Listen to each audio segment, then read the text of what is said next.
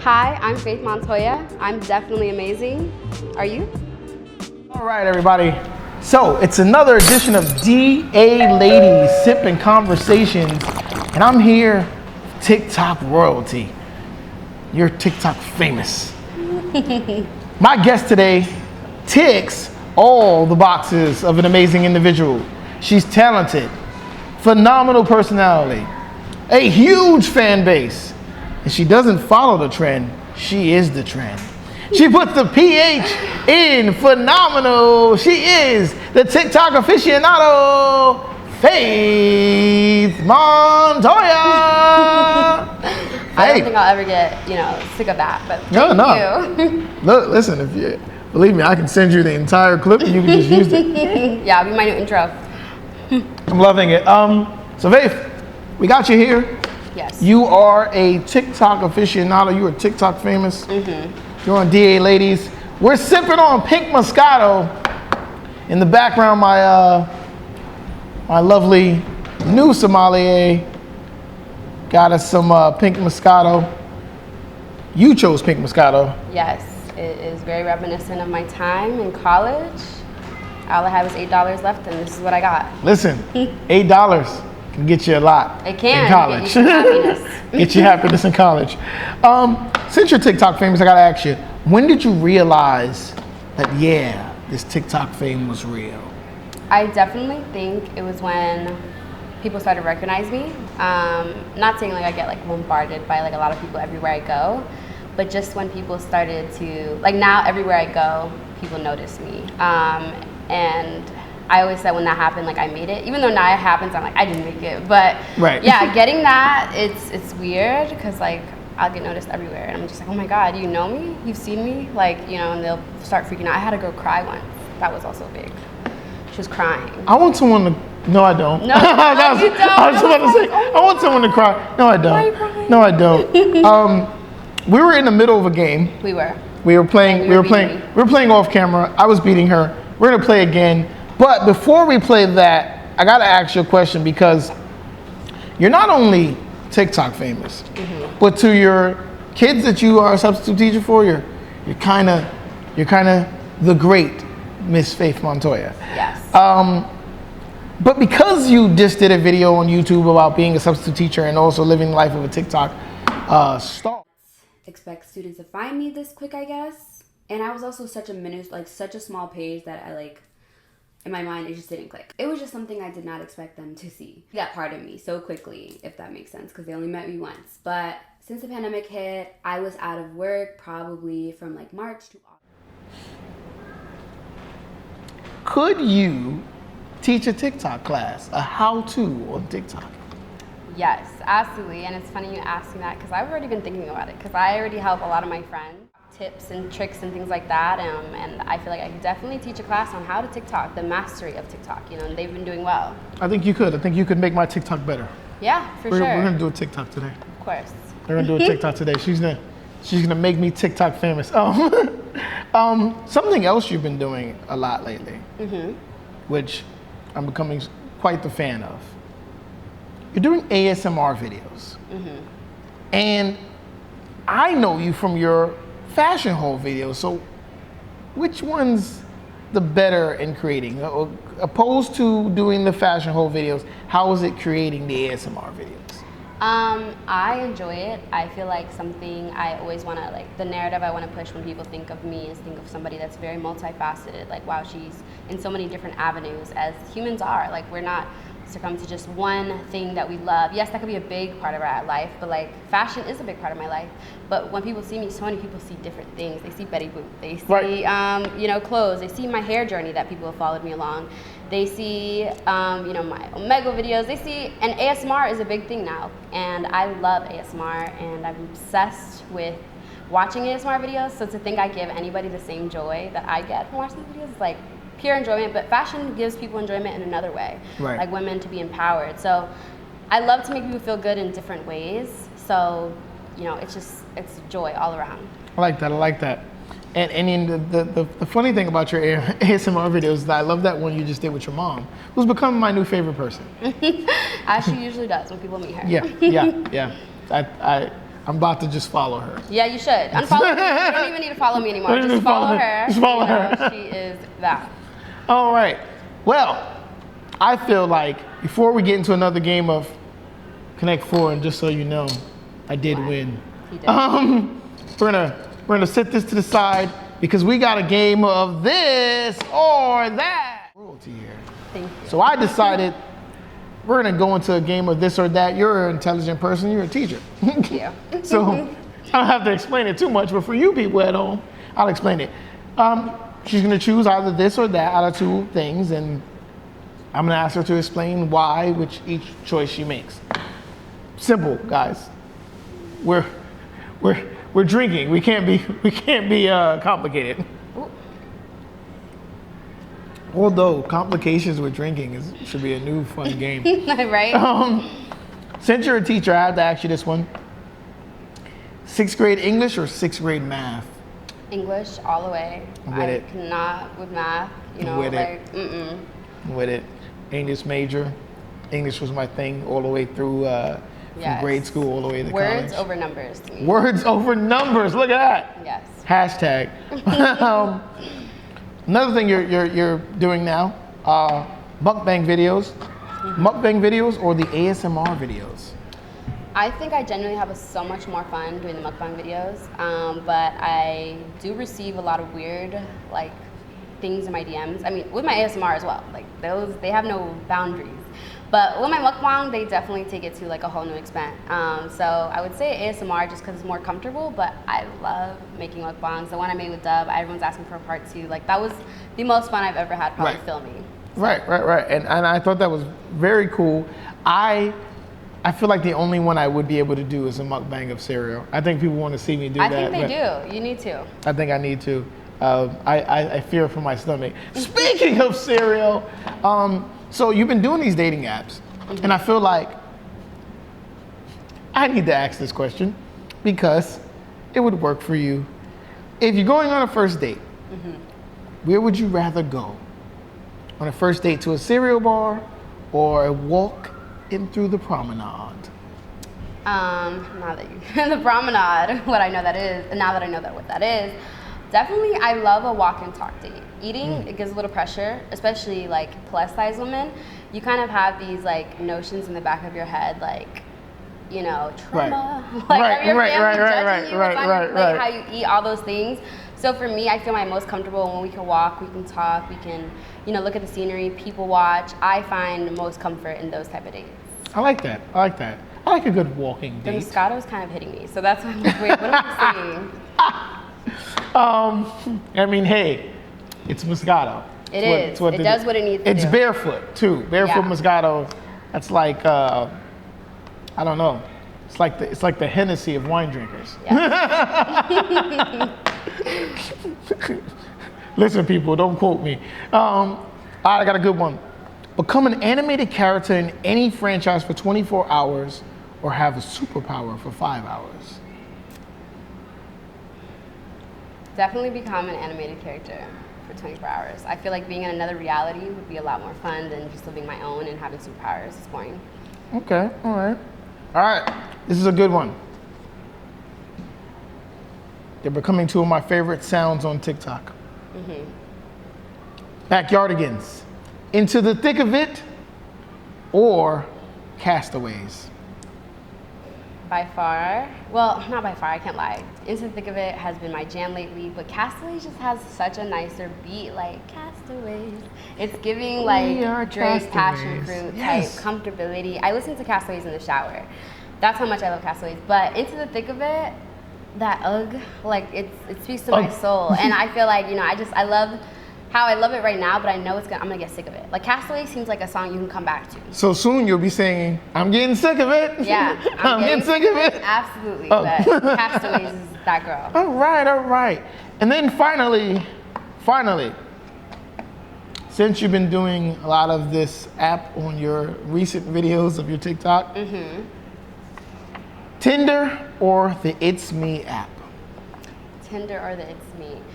I would say because I have more control over the whole experience. Probably it's me because it's fun talking to random people all around the world. Trolling or just giving them advice. I feel like it's fun. Tinder, I do have fun because I feel like my people are with me in the journey, but they be exposing me and they're embarrassing and they be coming for those people. Like, it's fun. It feels like I'm having like a family night all the time with like 1,000 people. But it gets overwhelming sometimes. People are like, why are you so nervous? I'm like, maybe because I'm DMing my potential future husband in front of 1,000 people. True. Maybe. True. Her fan base doesn't play. So I'm keeping on the P's and Q's. My fatties, they don't play. They don't play. Is that what your fan base is called? Fatties with a PH. I love it. I did not know that. And so because I've now liked more than 10 of your things, am I now a fatty? I think so. I am a fatty, everybody. He is a newly instated fatty. I love it. I'm a fatty. I mean, technically, if you ask my doctor lately, I am a fatty. All right. You see this? Yes. This doesn't matter. We're playing this off the thing. We're gonna let Kier set this back up. Here you go, Wave 52. Set that back up. We're gonna play a new game of Connect 4. This one is for all the marbles. We're gonna put a wager. What's the wager? If you win, I will make a TikTok on your TikTok saying, Phaith crushed me in Connect 4 on DA Ladies Sipping Conversations. Mm-hmm. But if I win, we have to do it into the thick of it with the bottle. Mm-hmm. Okay. On my. Into the thick of it. So if you win, we have to do the into the thick of it. Okay. Okay. Okay. Or even better, I'll do whatever crazy stuff you want me to do on your TikTok if you win. No, I like that wager. I like that wager. Because. Or if you lose, you can be the castaway. Oh, in fact, if I lose, we will do the castaway sound. Okay. And I will gladly bow out. All right.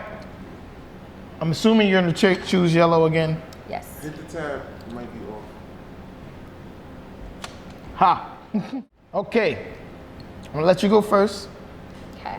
You saw how good I am now, so. I do. Oh. Oh. Ha. Bam. We hit the tap the other way. All right, we're going in the middle again. Okay. Yes. So, how we do this is we ask questions while we do this. Mm-hmm. So,